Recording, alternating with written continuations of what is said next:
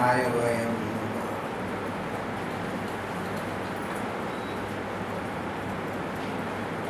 राजा सुद्युम्न के पश्चात मंत्री के वंश में अगला रोचक प्रेरक चरित्र राजा अम्बरीश का है। मेरे विचार से राजा अम्बरीश की कथा तो सभी जानते हैं, सब सुनते हैं, पर सुंदर कथा है।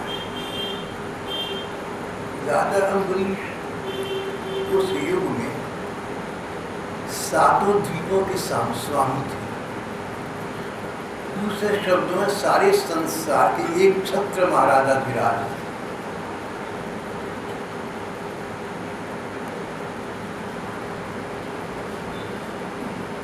उनके पास अतुलनीय ऐश्वर्य था, अचल संपत्ति थी,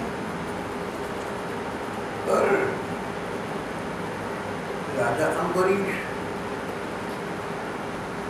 उनके मन में श्री कृष्ण का मंदिर बना हुआ था, इसलिए उन्हें सारे विश्व ब्रह्मांड के ऐश्वर्य और सुख वैभव के साधन प्रलोभित न करते थे। 4 दिन की चांदनी है ये, इनका दीपक तो स्वयं बुझाया है। महाराजाधिराज का परिवार बहुत बड़ा था, परिकर बहुत बड़ा था, साम्राज्य बहुत बड़ा था, दरबार बहुत बड़ा था।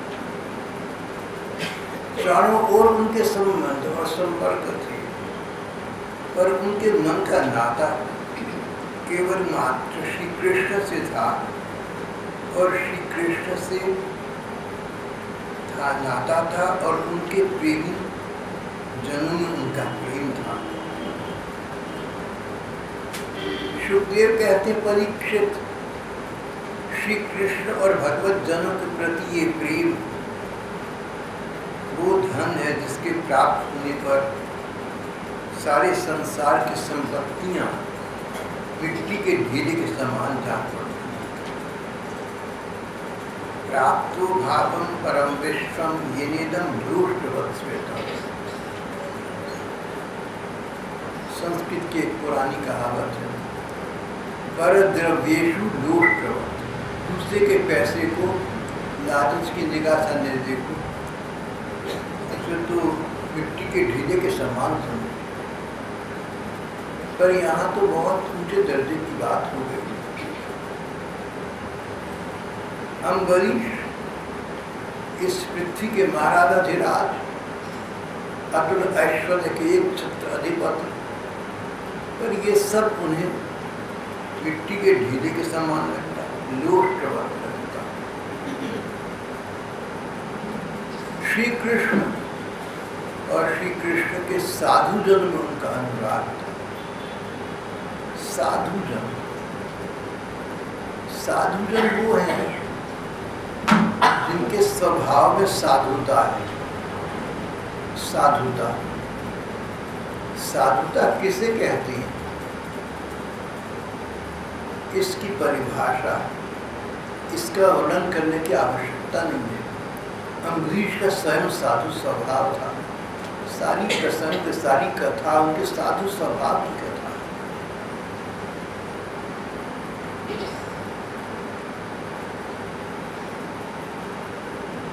महाराजाधिराज का मन भगवान में लगा रहता था। उनके घर में ठाकुर जी की सेवा थी। उनके घर के ठाकुर जी का नाम रखा था मुकुंद मूर्ति ठाकुर, मुकुंद भगवान। अपने घर में ठाकुर थे, घर में ठाकुर सेवा थी। महाराजाधिराज ये सेवा स्वयं करते थे। सफाई का काम करना है ठाकुर जी के कमरे में, तो सारे विश्व ब्रह्मांड के महाराजाधिराज अपने हाथों से करते थे। उन्हें सुख मिलता था इसमें। जिसको जहाँ सुख मिलता है वो वहाँ का आश्रय लेता है। अम्बरीश को सुख मिलता था इस बात पे कि अपने ठाकुर की सेवा में अपने हाथों से करूँ। सफाई का काम, झाड़ू बुहारू का काम, ठाकुर जी के बर्तन मांजने का काम, ठाकुर जी के वस्त्रों के प्रक्षालन का काम अपने हाथ से करता था।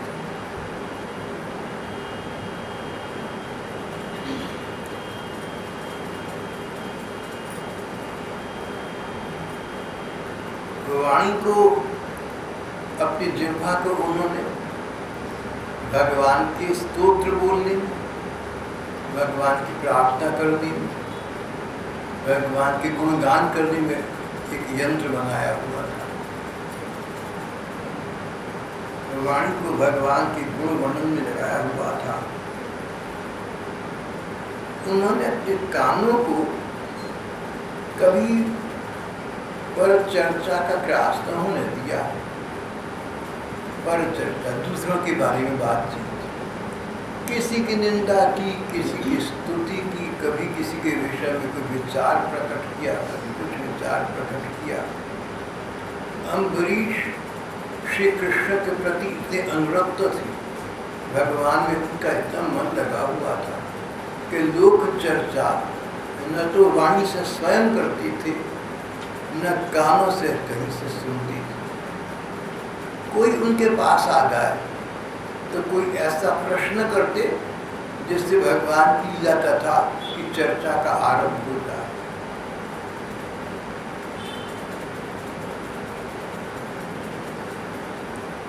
कई बड़े बड़े महात्मा, उच्च कोटि के संत हो, उनके पास साधारण लोग दर्शन करने जाते तो बड़े बड़े महात्मा साधारण मनुष्यों की भांति उनसे भगवान से संबंधित प्रश्न करते।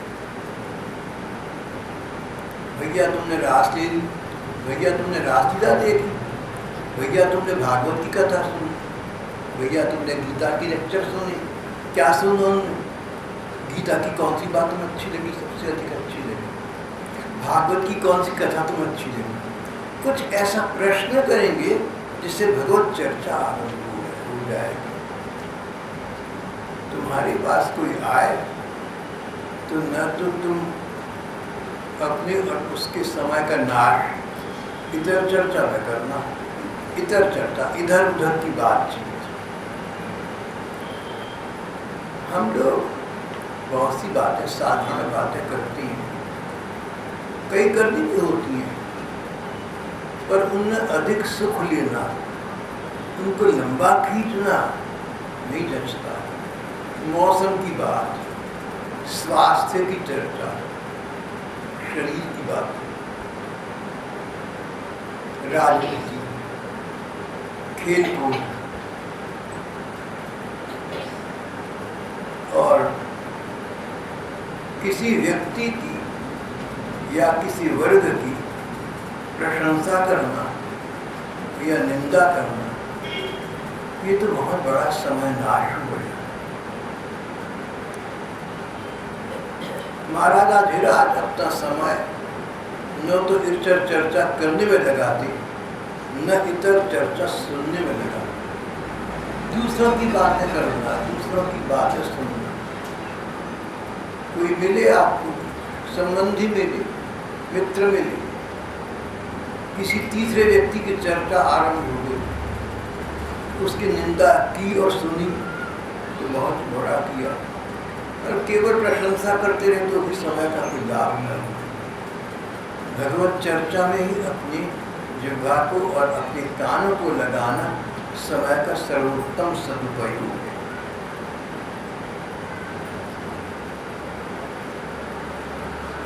महाराजा धीराज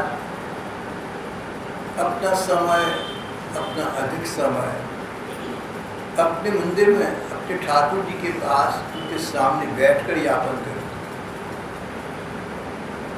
अपने सेवे ठाकुर के चरण या उनका मुखड़ा देखते रहते, लगातार अपलक देखते रहते, मानो उनके नयनों से इन्हें कोई रूप संदेश मिल रहा है, मानो ये अपने नयनों से अपने ठाकुर को कोई संदेश दे रहे हैं। उसमें रत हो जाती, लग जाती, संलग्न हो जाती, कुछ भान न रहता, कुछ होश न रहता।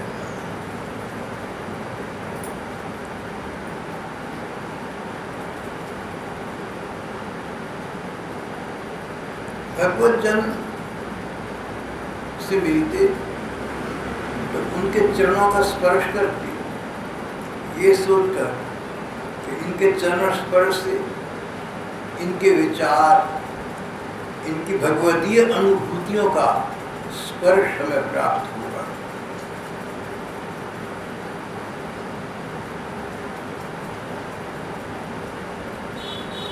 उनकी नासिका का प्रयोग भी श्री भगवान से संबंधित वस्तुओं के घ्राण में जाता था। भगवान को माला पहनाई, उसको सुनकर देखा, उसको सम्मान, भगवान को फूल चढ़ाए, नासिका से उनका घ्राण प्राप्त किया। माला, चंदन, भोग सामग्री को भगवान की सेवा में समर्पित रखते थे।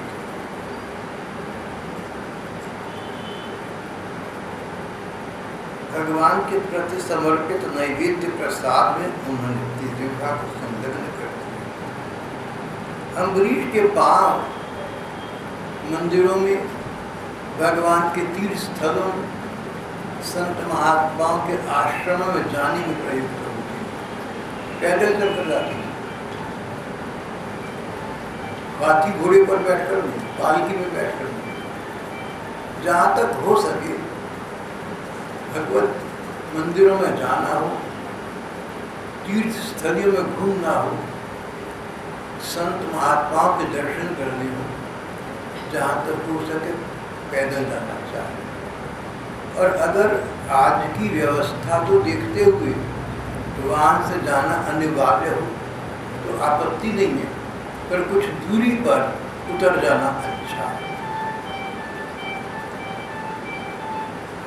कोई आग्रह नहीं है, कोई जटिलता नहीं है, जहाँ तक हो सके ऐसा करना। बात तो श्रद्धा और भावना की। महाराज अपने मंदिर के ठाकुर की सेवा में संलग्न रहते, पर दूसरों पर जो अन्य मंदिर राजनगरी में थे उनके ठाकुरों के प्रति भी महाराज का भाव और व्यवहार यही था। कहीं कम हो, कहीं ज़्यादा हो, कहीं न हो, ऐसा नहीं था। प्रायः ठाकुर जी के साथ जो मंदिर में ठाकुर जी सेवित हैं, श्री विग्रह रूप में हैं, मूर्ति रूप में हैं, उनके साथ हमारा व्यवहार, आदर्श व्यवहार प्राय नहीं हो पाता। किसी के घर ठाकुर जी की सेवा है तो उनके ठाकुर, उसके ठाकुर जी के प्रति हमारा व्यवहार, हमारी भावना वही होनी चाहिए जो अपने घर पर है, जो अपने इष्ट मित्रों के घर पर है। लेकिन बहुत जगह ऐसा नहीं हो पाता। तो व्यक्ति के अनुसार ठाकुर जी की सेवा श्रद्धा हो जाती है। कहीं कहीं ऐसा होना अनिवार्य हो सकता है, पर जहाँ तक हो सके यथासंभव सारी ठाकुर जी। स्वामी विवेकानंद कलकत्ता के पास दक्षिणेश्वर मंदिर में काली माई की पूजा दर्शन करते थे। लगता था कि काली माई मेरी माँ है, उन्हें सचमुच ऐसा लगता था। फिर दूर दक्षिण की यात्रा पर निकले और कन्याकुमारी के पास एक स्थान पर गए। वहाँ पर माँ का मंदिर था। तो माँ को खड़ी देखते ऐसे रहे जैसे किसी व्यक्ति को अपनी माँ अपने घर से दूर जाकर अचानक ही भीड़ में खड़ी दिख गई। एक ही बात है, अरे जो कलकत्ते की माँ है, जो दक्षिणेश्वर में माँ स्थापित है, वही तो यहाँ पर है। अरे माँ यहाँ मिल गई मुझे, मैं तो समझा कि मैंने दक्षिणेश्वर छोड़ आया, ये तो यहाँ रामेश्वर के पास यहाँ विराजमान। ठाकुर के प्रति भेदभाव न करना, ठाकुर जी के श्री विग्रह, ठाकुर जी की श्री मूर्तियाँ, उनके साथ संबंध ऐसा न बनाना जैसा तुम्हारा उन सेवे ठाकुर के सेवकों के प्रति। एक के ठाकुर नहीं, उससे मेरी बनती नहीं। उसके ठाकुर जी के यहाँ में कोई भोग नहीं लेकर जाता था, थोड़ा बहुत ले लिया, सस्ती वाली बर्फी ले लिया, किसी फूल वाला ले लिया, और दूसरे से बहुत बनती है। मैं कहूँ जी इसके ठाकुर जी प्रकट है, बढ़िया मिठाई लेकर जाऊंगा। देखो ठाकुर का प्राकट्य अलग अलग श्री मूर्ति में अलग अलग तो होता है,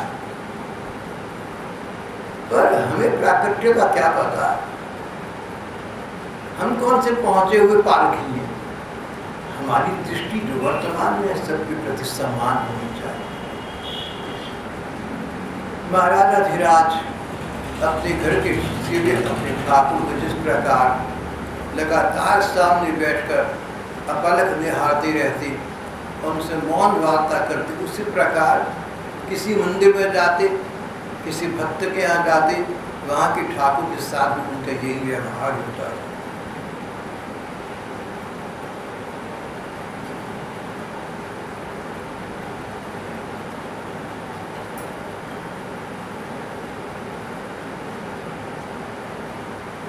संसार के सुखों का भोग भी करते थे, इसलिए कि ये सब भोग पूर्व जन्म के कर्मों का फल है, भोगना पड़ेगा। उन कर्म फल को काट कर क्षय करने के लिए महाराज सुखों का भोग करते थे।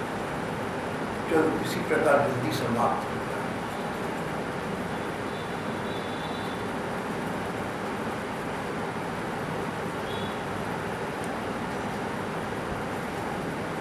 दुर्लभा नापि सिद्धाना मुकुंदम विपश्यता। संसार के बड़े से बड़े सुख, संसार के बड़े से बड़े भोग राजा अम्बरीश को स्वरूपानंद के सामने, आत्मानंद के सामने तुच्छ लगे।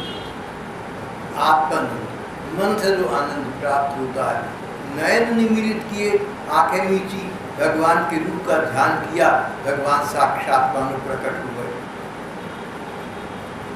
उनके साथ वार्तालाप, उनका अंग स्पर्श, उनका संग, उनकी सेवा, इसमें जो सुख है, इसमें जो आनंद है, वो राजा को सारे संसार के समन्वित सुख भोगों में प्राप्त नहीं होता। All the pleasures of the world put together stand zero before the pleasure of the inner self. अंतर मन के सुख के सामने कुछ नहीं। महात्मा कहते हैं सच्चा सुख वही है जो तुम्हारे मन से प्राप्त होता है। इसे ब्रह्मानंद कहो, आत्मानंद कहो, स्वरूपानंद कहो, नाम से क्या है, कुछ नाम दे दो, पर भगवदीय आनंद के सामने उन्हें संसार के आनंद फीके लगते हैं। राजा अम्बरीश भक्ति योग के द्वारा और प्रजा पालन स्वधर्म के द्वारा भगवान की सेवा कर रहे हैं। प्रजा पालन राजा थे, राजा का काम है प्रजा का ध्यान रखना, राज्य का प्रबंध करना, करते थे ये सोचकर कि ये भगवान की प्रजा है, ये भगवान के लोग हैं, इनकी सेवा करना राजा का कर्तव्य है। इनके रूप में भगवान की आज्ञा का पालन करना। स्वे स्वे कर्मण्यभिरता संसिद्धिं लभते नरः। और शेष समय जो मिलता उसका प्रयोग भगवान के प्रति भक्ति योग में करते। निजी भजन, मन ही मन या ठाकुर जी के सामने बैठकर उनका कीर्तन करना, स्तोत्र बोलना, स्तुति बोलना, ध्यान करना, जप करना, बस दो ही बातें थी। प्रजा का पालन, भगवान की प्रजा है, इनकी सेवा से भगवान प्रसन्न हो इसलिए। और शेष समय मन ही मन भगवान का भजन, उनका ध्यान करना, एकांतिक सुख अवगाहन करना। ये एकांतिक सुख उन्हें सारे संसार के सुखों से बढ़कर लगता है।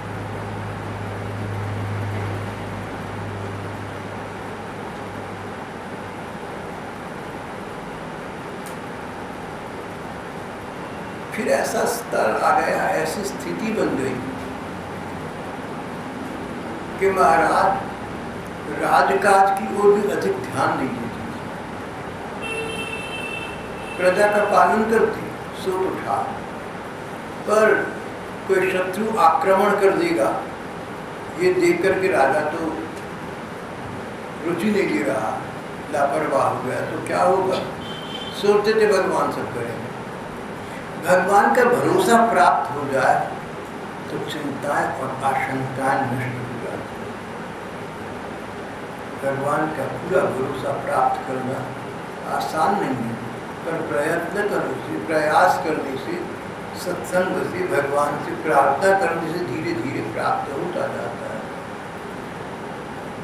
अम्बरीश भजन की और भगवत प्रेम की उच्चतम स्थिति में पहुंच चुके थे। कथाकार कहते हैं कि अंतर्यामी भगवान ने देखा कि राजा ने मेरे भरोसे रक्षा प्रतिरक्षा तक के कार्य समाप्त कर दिए, ठाकुर जी स्वयं करेंगे। तो भगवान कृष्ण ने अपने सुदर्शन चक्र को आज्ञा दी। भगवान के आयुध जितने हैं, भगवान के जितने उपकरण हैं, जैसे वनमाला, सुदर्शन चक्र, भगवान के जितने आयुध हैं, भगवान के जितने उपकरण हैं, जितनी भगवान की वस्तुएं हैं, ये सब की सब चिन्मय और सजीव हैं, जैसे मैं और आप इस समय। हम तो फिर भी 100 वर्ष में या कभी न कभी चली जाएंगे, लेकिन भगवान के तो अमर अजर। तो भगवान के आयुध और उपकरण जब भगवान चाहें उनको सामने बुला ले, वो मूर्तिमान होकर मनुष्य का रूप धारण करके देवता स्वरूप सामने आकर भगवान की आज्ञाओं का पालन करते हैं। श्री कृष्ण ने सुदर्शन चक्र को बुलाया। मान लो एक सुंदर देवता हो, मान लो सुंदर भगवान का सेवक हो, सुदर्शन चक्र आकर भगवान को प्रणाम किया, बोले भैया ये अम्बरीश तो मेरे भरोसे बैठा है, तू इसकी रक्षा कर, तू वहाँ चला जा, अम्बरीश दरबार में ना शुरू कर दे, कहीं कोई कष्ट आए तो तू उसका ध्यान रखे। भगवान ने सुदर्शन चक्र को साम्राज्य की और अम्बरीश की रक्षा के लिए नियुक्त कर दिया। सारा जीवन इस प्रकार बहुत सुखपूर्वक चल रहा था। दुर्लभा नाम सिद्धा नाम आत्मानंद में कोई भगवान की था भक्त। अम्बरीश इस प्रकार जीवन यापन कर रहे थे।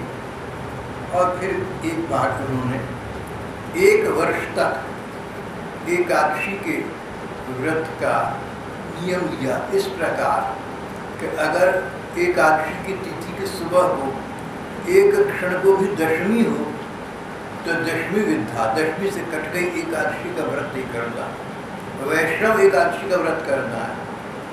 हमारे धर्म ग्रंथ इस सिद्धांत को यूँ ही बता रहे। अगर किसी दिन सुबह को एक क्षण दशमी हो और शेष पूरा दिन एकादशी हो, तो जो लोग भगवत प्रेम के लिए व्रत करते हैं उनके लिए एकादशी नहीं है।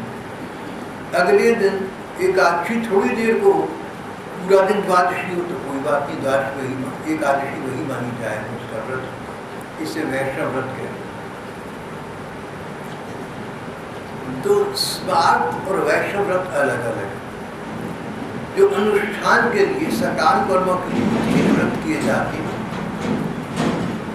वो पहली तिथि को होती है, और जो भगवत प्रेम प्राप्त करने के लिए व्रत एकादशी के किए जाते हैं वो दूसरी तिथि को होती है।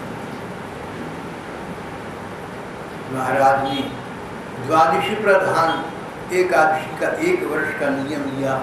नियम सुखपूर्वक चलता रहा, और अंतिम एकादशी का व्रत करने के बाद जब द्वादशी में भगवान को भोग लेकर प्रसाद खाकर व्रत तोड़ने का समय आया, उद्यापन का समय आया, पारण का समय आया, तब एक घटना घट गई। राजा अम्बरीश वृंदावन के पास मधुवन में आ गए थे एकादशी का इस द्वादशी के दिन समापन करने के लिए। उन्होंने देखा कि अचानक दुर्वासा ऋषि आ रहे हैं। बहुत प्रसन्न हुए। दुर्वासा तो संत हैं, भगवत भक्त हैं, उनका आना तो मानो मेरे 1 वर्ष का व्रत सफल हो गया, भगवान ने मेरे व्रत को स्वीकार कर लिया। प्रार्थना की, भगवान आप आज पारण हो रहा है, आप भगवान का भोग ग्रहण करके जाएं, आप प्रसाद ग्रहण करके जाएं। दुर्वासा बोले यमुना जी में स्नान करके अभी आता हूँ, लेकिन बहुत देर हो गई। यहाँ तक कि द्वादशी के जो समय निर्धारित था, जिससे पहले पहले ठाकुर का भोग लगाना था, पारण होना था, उद्यापन होना था, वो समय आ गया। उसमें 48 मिनट बाकी रह गए। इसमें लिखा है 1 घड़ी। 1 घड़ी मेरे विचार से, दोबारा कहूँगा मैं, 1 घड़ी 24 मिनट। तो 24 मिनट रह गए। अब क्या होगा, ऋषि तो आए नहीं। वो 24 मिनट भी समाप्त होने वाले, तब भी ऋषि न आए। महाराज ने अपने कुल गुरुओं से पूछा कि मैं क्या करूं, अगर मैं भूल लगाकर अन्न ग्रहण करता हूं तो दुर्वासा के एक प्रकार का अपमान है। पहले वो भोजन ग्रहण करें, फिर मेरी बारी आए, और नहीं करता तो मेरा 1 वर्ष का व्रत टूट गया। क्या करूं? ऋषियों ने कहा कि वेदों में इसका उत्तर दिया गया है। जल ऐसी चीज है, पानी, जिससे आप व्रत का उद्यापन कर सकते, पारण कर सकते हैं, व्रत तोड़ सकते हैं। पानी पीना, खाना भी है और खाना नहीं है, तो आप थोड़ा सा जल ग्रहण करें। अभी वो जल ग्रहण कर रहे थे कि ऋषि आ गए। दुर्वासा शाप और वरदान देने में समर्थ। बोले अरे क्या खाना खा के पानी पीने लगा? अरे राजा, तू अपने आप को साध्वीप का स्वामी समझता है, हम तेरे जैसे महाराजा कुर्ते समझते। बड़ा तू धन के मत से मदवाला हो रहा है। भगवान का प्रेम तो छूकर मिल गया, अपने को समर्थ मानता है। मुझे बिना खिलाए खाने बैठ गया, अभी फल चखा था। दुर्वासा को क्रोध आ गया। बड़ा कठिन, जहाँ तपस्या है वहाँ क्रोध है। अभी तुझे फल चखाता हूँ, और अपनी जटाओं में से एक जटा खींच कर तोड़ी, उसको पृथ्वी पर कोई मंत्र बोलते पटका। उस जटा में से एक कृत्या प्रकट हुई, एक महाभयंकर राक्षस भी प्रकट हुई। बहुत विशाल का गगनचुंबी, आसमान पर उसका जटाएं लग रहे, उसके केट लग रहा है। दुर्वासा ने आज्ञा दी, इस अम्बरीश को समाप्त कर लो, ये जीने के काबिल नहीं है। विचित्र है संसार। अम्बरीश तो एकमात्र ऐसे तो जीने के योग्य थे, श्रेष्ठ थे, नहीं थे कौन कह सकता है, पर अम्बरीश तो थे ही थे, भगवान की दृष्टि में तो थे। और भगवान के तपस्वी भक्त कहते हैं कि जीने के योग्य नहीं है। कृत्या से कहा, राक्षस ने कहा इसको खा जा, इसको मार डाल। आग के समान दहकती कृत्या अम्बरीश पर टूट पड़ी। उस समय उस राक्षसी के पैरों के धमक से पृथ्वी धमक रही थी, कांप रही थी। राजा अम्बरीश ने दृश्य देखा, कृत्या को राक्षसी को प्रकट होते देखा, और अपनी ओर फाड़ कर खा जाने के लिए आते देखा। शांत खड़े रहे, प्रणाम किया ठाकुर जी को। ये तो भगवान की एजेंसी है, ये तो भगवान का प्रति ऋषि के तप का भय है, तब तो भगवान को समर्पित होता है। कृत्या को प्रणाम किया। अब आप किसी पशु को प्रणाम करें, उसे क्या पता प्रणाम क्या होता है। उसको तो किसी को फाड़ कर खाना है, शील में फाड़ कर खाएगा।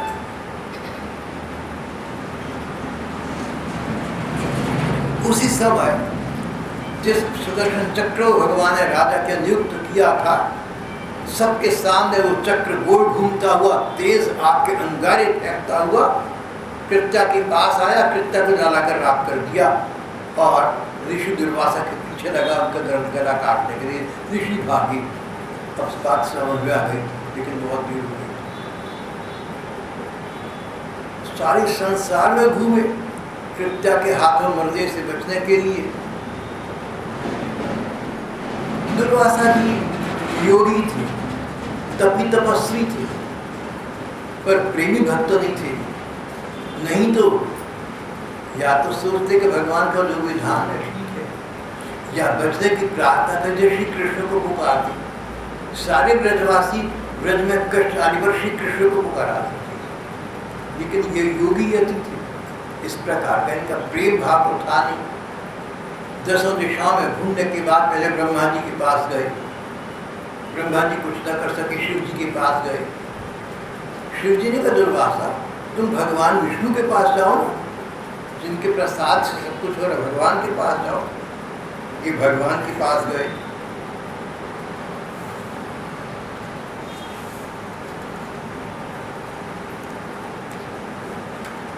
भगवान ने कहा दुर्वासा जी आप तो सब जानते हैं, मैं तो पराधीन हूँ, मैं स्वाधीन कब था।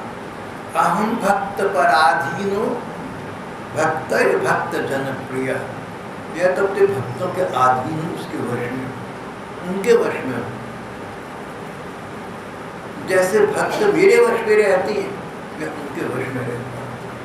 भगवान ने बार बार कहा जैसे तुम मुझे भजोगे वैसे मैं तुम्हें भजूंगा, जैसे तुम मेरे साथ करोगे वैसा मैं तुम्हें करूंगा।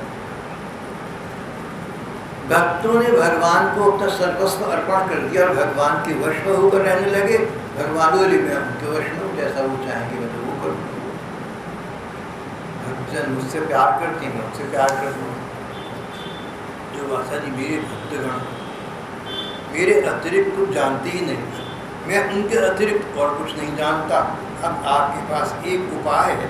देखिए पहली बात तो ये मदन्यत जानती नाम तेभ्यो मनागपि, भक्तों के अतिरिक्त मैं और किसी को नहीं जानता। दूसरी बात, दुर्वासा जी निरपराध साधु भक्तों के अनिष्ट की चेष्टा से आपने अम्बरीश के अनिष्ट की, नुकसान पहुंचाने की, हत्या की चेष्टा की। निरपराध साधुओं के अनिष्ट की चेष्टा से अनिष्ट करने वाले का अमंगल तो होता है। जो भगवान के प्रेमी भक्तों का, प्रेमी भक्त को आप जानते हैं, जो बैरी को बैर ना करे, जो बुरे को बुरा ना समझे, सबके साथ स्नेह का, सम्मान का सागर उद्वेलित करते हैं। जो निरपराध भगवान के प्रेमी जनों के प्रति अमंगल की चेष्टा करते हैं, उनका अमंगल तो होगा ही, इससे कौन रोक सकता है। भगवान ने टका सा जवाब दिया, साधुषु प्रहितम तेज बृहतु कुरुते शिव, उनका अशिव, उनका अमंगल तो होगा ही। मैं भी कुछ नहीं सकता। हाँ एक उपाय है, तपो विद्या च विप्राणाम निःश्रेयस्करी उभेते एष दुर्विनीतस्य कल्पेते क्रतुरन्यथा। ब्राह्मणों के लिए तपस्या और विद्या बहुत अच्छी बातें हैं, परंतु यदि यही ब्राह्मण उद्दंड और अन्याय करने वाले हो जाए तो दोनों उल्टा भूमि दे देंगे। ब्राह्मणों की महिमा हमारे धर्म ग्रंथों में बहुत दी गई। ब्राह्मण गलत गुस्सा भी करें तो तुम उनके पाँव पकड़ कर उनको माफ कर दो, उनसे माफी मांग, ऐसी ऐसी बातें कही। भगवान कहते हैं कि ब्राह्मणों के लिए तपस्या विद्या परम कल्याण के साधन है, पर यदि ब्राह्मण उद्दंड और अन्यायी हो जाए, ब्राह्मण पना छोड़ दें, तो ये बात लागू नहीं होती, ये बात उल्टी हो जाती है। दुर्वासा जी आप मेरी शरण में आई हैं, आपका कल्याण हो, पर इसका उपाय तो ये कि जिसका आपने अपराध किया उस भक्त के पास जाकर पाप पकड़ कर क्षमा मांगिए, मेरे से क्यों मांगती। भगवान ने बहुत ठीक बात की। बहुत अहंकार है हमारा। देखिए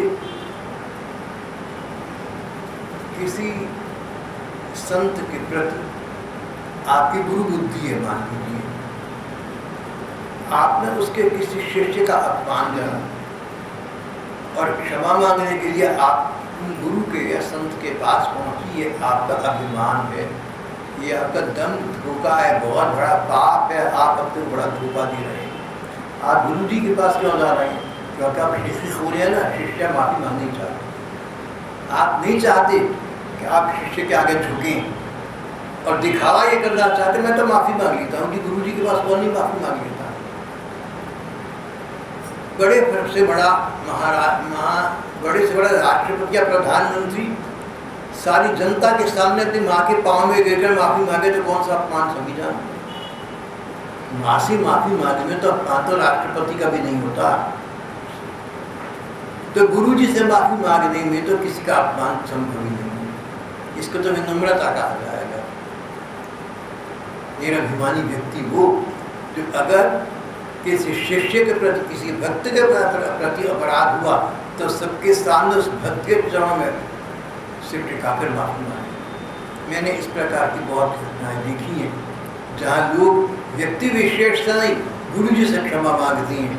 अरे गुरु जी से क्षमा मांगी तो क्या मांगा भैया, ये तो तुम्हारा अधिकार है, कर्तव्य है, सभी का है। हम गुरु जी से क्षमा मांगे, हमारे गुरु जी अपने गुरु जी से मांगते होंगे, इसमें कौन सी बात है।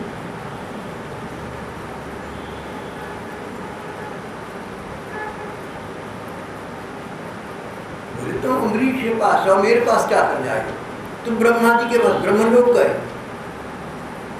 तुम शिव जी के पास कैलाश पर्वत पर गए, तुम मेरे पास वैकुंठ आ गए, हमसे माफी तो कोई भी मांग लेगा, इसमें तो कोई बात ही नहीं है। ये तुम्हारा अहंकार है जो तुमसे क्षमा मंगवा रहा है। तुम्हारा क्षमा मांगना तुम्हारा अहंकार का द्योतक है, क्योंकि तुम ठीक व्यक्ति से क्षमा मांग रहे। अपराध किया अम्बरीश का भाग्य हमारे पास चले आए, आप अम्बरीश के पास जाकर उससे माफी मांगिए। जिन लोगों के सामने आपने कृत्य प्रकट की, जिन लोगों के सामने आपने भक्त का अपराध करा, उन लोगों के सामने माफी मांगिए। संकट पे पड़े दुर्वासा जी को ज्ञानवश या आपातकालवश बात समझ में आ गई,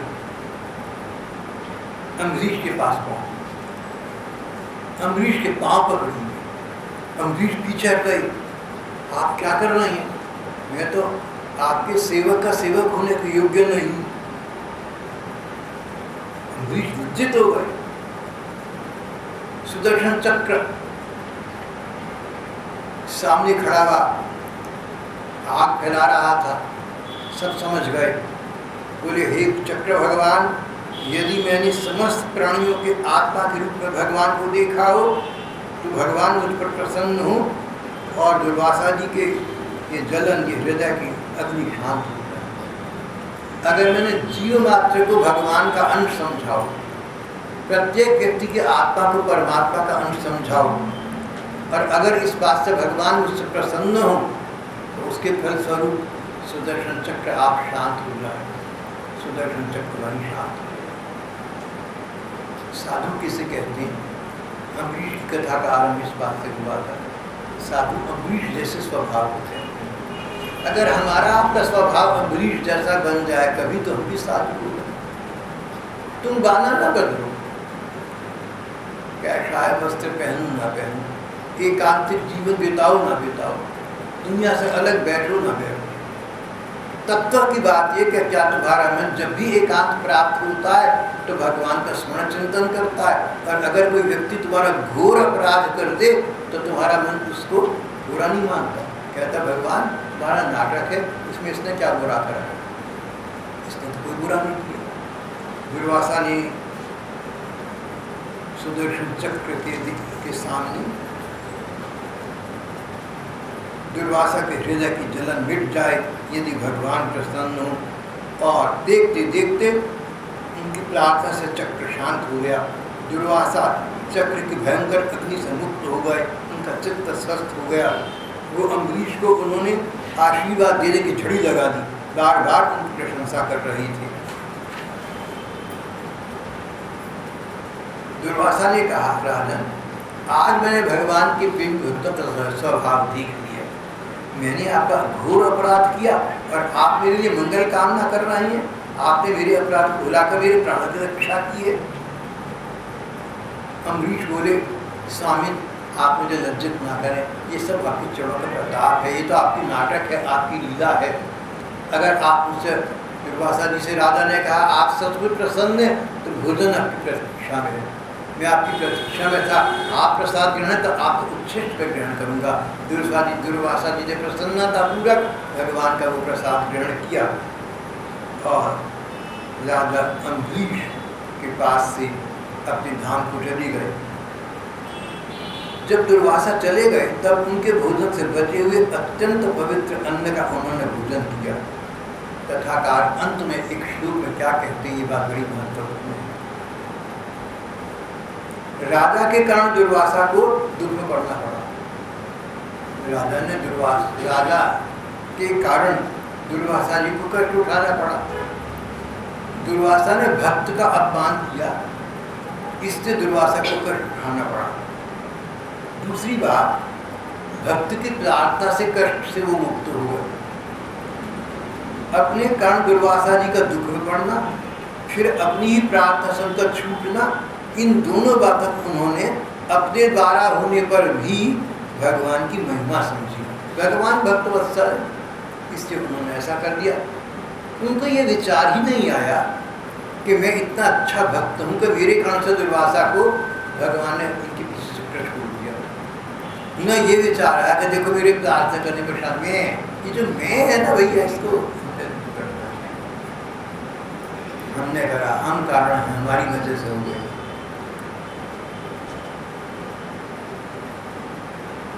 अपने कारण दुर्वासा जी को दुख में पड़ना, फिर अपनी ही प्रार्थना से उनका छूटना, इन दोनों बातों को राजा ने अपने द्वारा होने पर भी, ये परीक्षित जी को सुखदेव जी कह रहे हैं, मैं नहीं आपसे कह रहा हूँ, ये भागवत का मूल वाक्य है। ऋषिर विमोक्षम व्यसनम च बुद्ध्वा मेने स्ववीर्य च परानुभा। इन दोनों बातों को उन्होंने अपने द्वारा होने पर भी भगवान की महिमा समझा।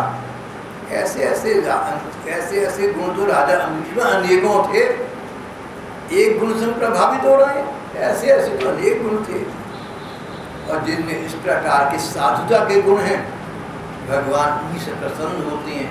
जिनसे भगवान प्रसन्न होते हैं उनको भगवान की प्राप्ति होती है। राजा अम्बरीश ने एक जीवन में ऐसा समय आया जब राज्य का भार लड़कों पर छोड़ दिया और एकांतिक भजन के लिए एकांतिक स्थलियों के लिए चले गए। वहाँ उन्होंने अपने एकांतिक चिंतन के द्वारा अपने परम कांत श्री कृष्ण के चरणों में स्थायी स्थान की प्राप्ति करी। आज का हमारा प्रसंग समाप्त। श्री